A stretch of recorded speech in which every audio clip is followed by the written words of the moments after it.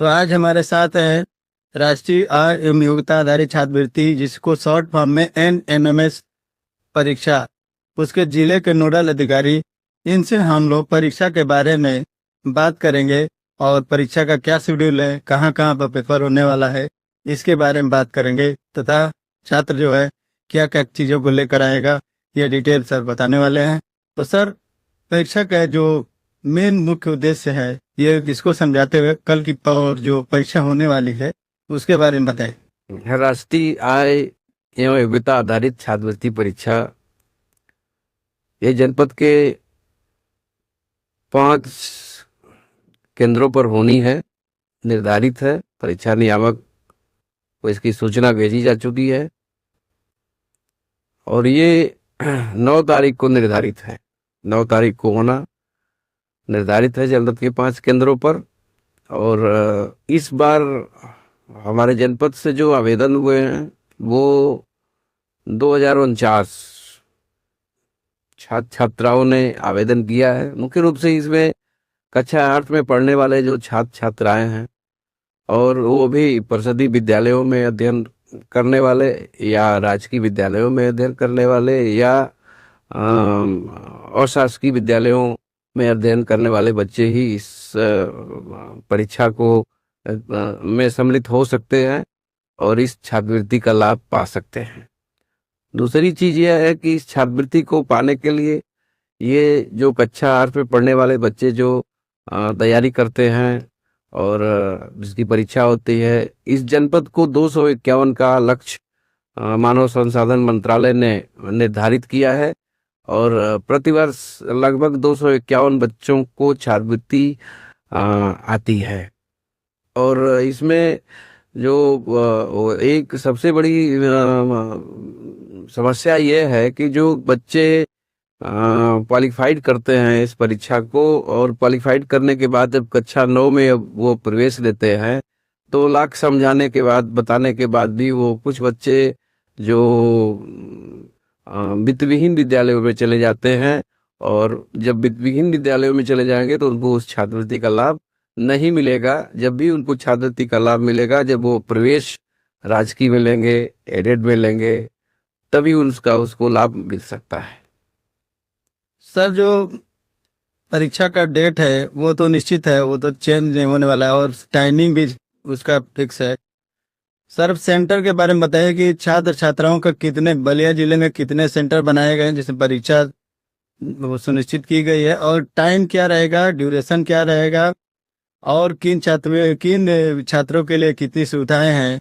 और एक चीज और, एक सर ये भी बताइए कि छात्र परीक्षा के समय क्या क्या चीजों को लेकर आएंगे और क्या नहीं लाना है, ये भी बताना है सर।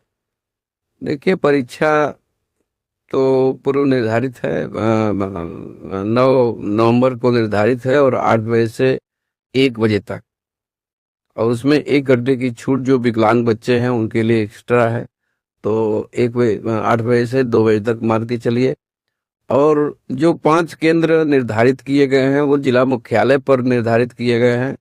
दूर दराज या मतलब ग्रामीण क्षेत्रों में नहीं निर्धारित किया गया है जानबूझ करके कि बच्चों को वहां पहुंचने में असुविधा होगी, इसलिए जिला मुख्यालय पर ही इसको निर्धारित किया गया है। उसमें मुख्य रूप से राजकीय इंटर कॉलेज में 300 बच्चों छात्र छात्राओं का सेंटर दिया गया है और राजकीय बालिका इंटर कॉलेज में 400 छात्र छात्राओं को, और Murli Manohar town inter college में 500, और कुंवर सिंह इंटर कॉलेज में 500, और गुलाब देवी बालिका इंटर कॉलेज में 349 की संख्या आवंटित की गई है।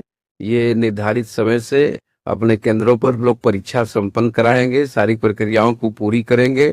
जिला विद्यालय निरीक्षक महोदय की अध्यक्षता में या उनके दिशा निर्देश पर सकुशल स्वच्छता पूर्वक परीक्षा संपादित होगी, इसमें कोई संदेह नहीं।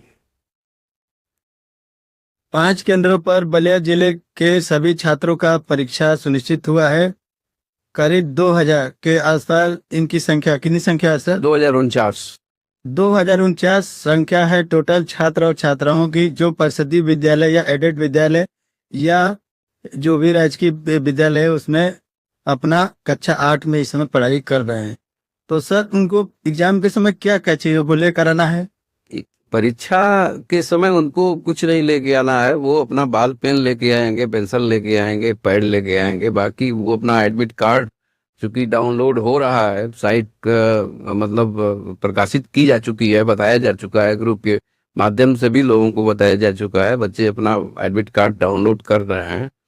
तो वो अपना आएंगे और परीक्षा देंगे सकुशल, और परीक्षा देने के बाद वो अपना क्वेश्चन बुक उनको वापस की जाएगी। क्वेश्चन पेपर हम मिलेगा वापस हो जाए? क्वेश्चन बुक उनको उनकी वापस कर दी जाएगी और OMR सीट जमा कर लिया जाएगा। केवल OMR सीट जमा होगा, पेपर वापस हो जाएगा। और बस क्वेश्चन कैसे रहेंगे सर? क्वेश्चन कुछ मैथ से संबंधित होंगे, कुछ सामाजिक विज्ञान से संबंधित होंगे, कुछ रीजनिंग से संबंधित होंगे, ऑब्जेक्टिव भी रहेंगे? ऑब्जेक्टिव भी क्वेश्चन भी रहेंगे। क्या और कुछ लिखने के लिए या कुछ? नहीं, लिखने के लिए नहीं आना है, ऑब्जेक्टिव क्वेश्चन ही होते हैं, इसमें टिक लगाने होते हैं, मार्किंग करनी होती है। करना होता है। केवल ऑब्जेक्टिव क्वेश्चन आए जाए, आप लोग को केवल ऑब्जेक्टिव क्वेश्चन को ही टिक करना है और सावधानी पूर्वक टिक करना है, एक से ज्यादा नहीं टिक कर सकते। उसमें ऑप्शन होता है, कोई भी क्वेश्चन जब उसमें पूछा जाएगा तो उसमें ऑप्शन दिया जाएगा ABCD। अब ABCD में जो उत्तर आपको सही समझ में आएगा, जो भी विकल्प आपको सही समझ में आएगा, वो विकल्प आप A अगर सही है तो A आप उसमें भरेंगे, A वाले गोले को आप ब्लैक करेंगे, B अगर सही है तो B वाले गोले को आप ब्लैक करेंगे। इस तरह से OMR में ABCD करके आपको गोले बने होते हैं, उसको आपको बबल करना होता है। सर छात्रों के लिए कुछ कहना चाहते हैं? छात्रों के लिए मेरी शुभकामनाएं हैं। बलिया में जो विगत 4-5 वर्षों से मैं यह कार्य देख रहा हूं, तो काफी बच्चे जागरूक भी हुए हैं, उनके अभिभावक भी जागरूक हुए हैं, और जो मतलब सरकार की मंशा है कि 15 गुना आवेदन पद के सापेक्ष जो टारगेट दिया गया है, उस टारगेट के सापेक्ष 15 गुना आवेदन होने चाहिए। 15 गुना आवेदन तो नहीं हो पाता है, फिर भी एक समय था कि 700, 800, 600 की परीक्षा हम लोग कराते थे, लेकिन आज 2000, 2500, 2400, 2300 बच्चों द्वारा आवेदन किया जाता है। तो ठीक है, बच्चे जागरूक हुए हैं, उनके अभिभावक भी जागरूक हुए हैं, मेहनत कर रहे हैं और सफलता भी मिल रही है। मैं सभी बच्चों को, छात्र छात्राओं को, गार्जियन को मेरी शुभकामनाएं हैं। वो अच्छे से परीक्षा दें और परीक्षा को क्वालिफाइड करें, उत्तीर्ण हो, वो स्कॉलरशिप उनको उनके खाते में जाए। मेरी बहुत बहुत शुभकामनाएं। Thank you sir.